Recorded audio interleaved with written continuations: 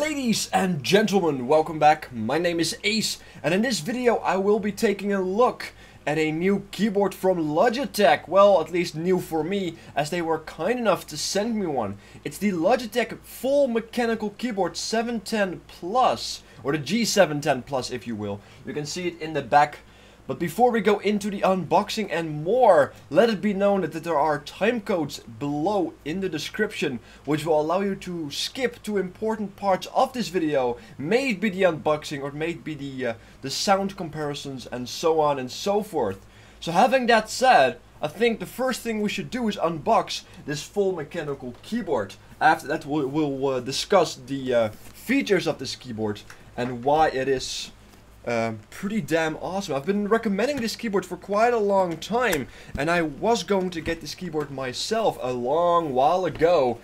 Unfortunately, it's very hard to get hold of sometimes in the place that I live, unless I get it shipped from across the world. So this is of course the outside. I'll keep that here, you know, subliminal messaging if you will. And this is of course the box that you will get in. This is where everything is inside of. Let's open that up. As you can see, it's pretty solid, if you will, pretty easy. Just you get a keyboard, kind of speaks for itself if you buy a keyboard that you actually get the keyboard. Alright, there's some wiring. Let's actually get this first out, just the casual setup guide, even though it's a relatively plug and play system, unless you use the actual gaming software that comes with it. Just trying to get out the wiring and such. Yes, there is plastic around it, which I will remove. We'll take a look at a keyboard in a second and see what's more in there. There's the important information. And of course there is the hand rest that comes with it, or the wrist rest, depending on how you look at it, which is very important. It's detachable. Detachable, as you can see. Normal. My current keyboard has a bigger one actually, so that's going to be interesting to see. I will compare my current keyboard with my new keyboard, so you can see that in action as well. Remember the time codes. There's nothing else inside the box besides the paperwork, the keyboard, and the attachable wrist or hand rest. I think it's a wrist rest, but I'll leave that box over here. So let's see what the keyboard has to offer directly from the get-go. Of course there's plastic around. You can directly see it's some very thick wiring, which is going to be wonderful. Which means it's going to be pretty solid, if you will. It's not going to break anytime soon. You can see there's two USB cables. One of them is for the keyboard, one is for a USB pass-through, which means you actually don't have to climb under your desk to get to your USB ports, and you can just lock it onto your keyboard, maybe in a USB drive or anything that requires USB directly from your computer, at least from your keyboard, without losing any kind of speed performance. Alright, so I'm just gonna grab the plastic out of it here. Pretty rough. Even the plastic is rather sturdy. I'm just gonna pull it off right there. I'm actually gonna drop that over there. Oh wow, this is looking pretty shiny. Looking quite good. This is the backside for the people who are wondering. As you can see, there's orange pretty much everywhere where we go. It's indeed pretty fun, pretty good looking. So now that the plastic is off, let's take a quick look at the keyboard.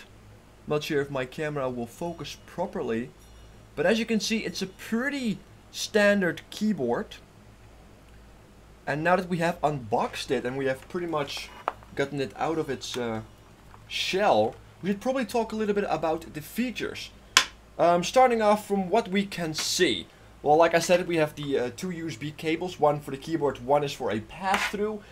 Clearly enough, of course, we have the programmable keys on the side, which is wonderful because some keyboards have the programmable keys on the top, above the F1 to F4 buttons. Now, if you are a gamer and you are going to place your hand on it, you're never going to reach above the F1 button. This is actually still manageable with your pinky and even with your ring finger, if you will.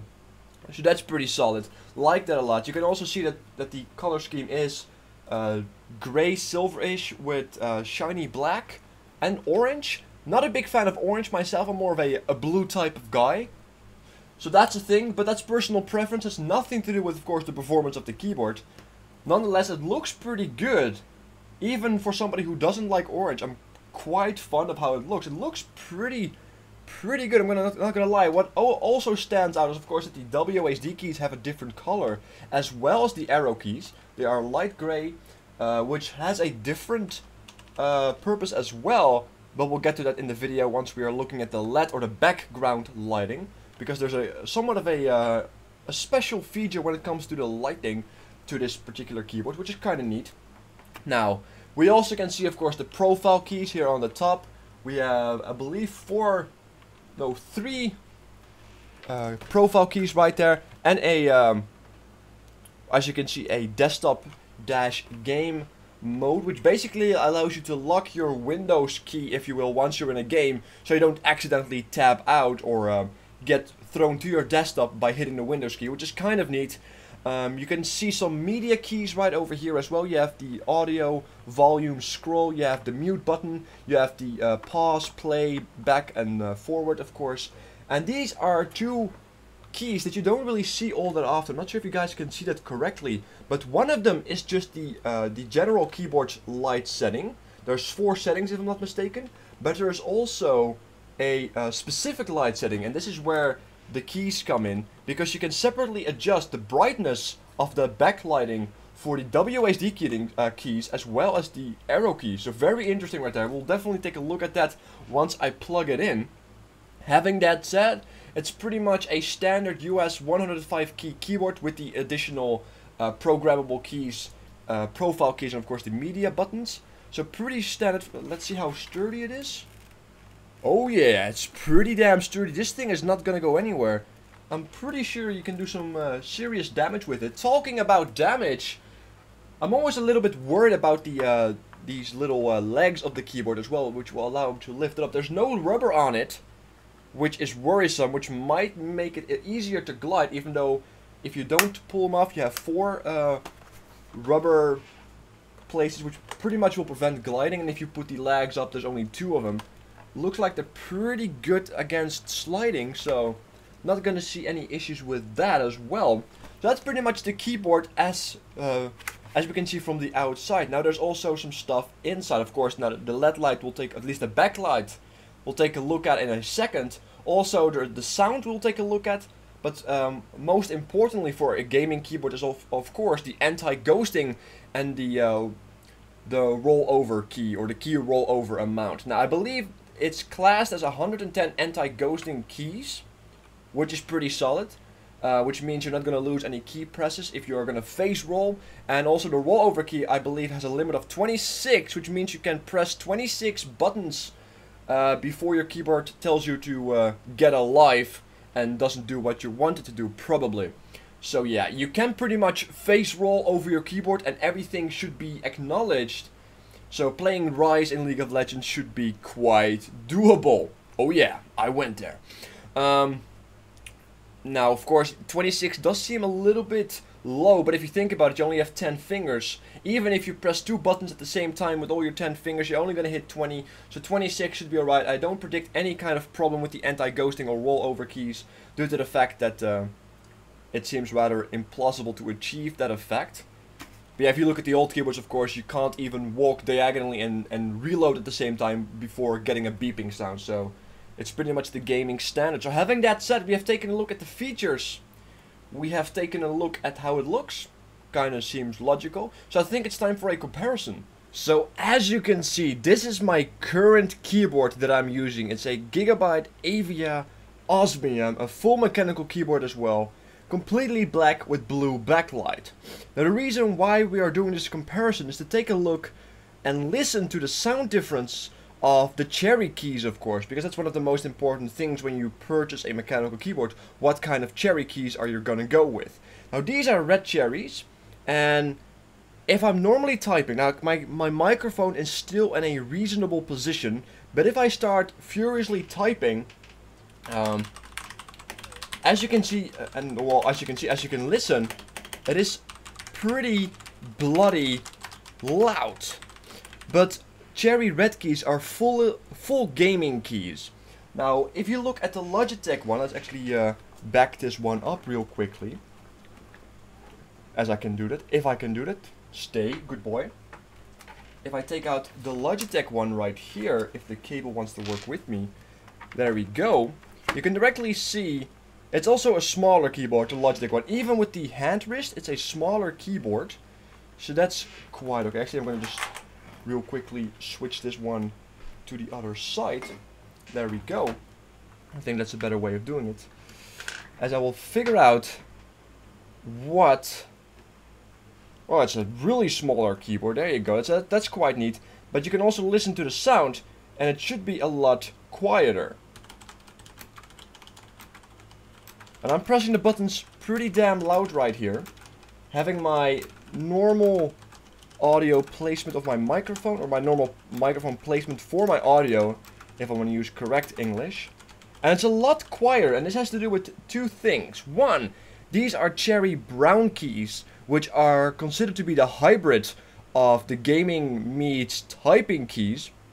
So you've also got a bit of a tactical feedback, so you know when the button really clicks, which you don't have with the cherry reds from my keyboard that I'm currently using, which will be my X keyboard after this.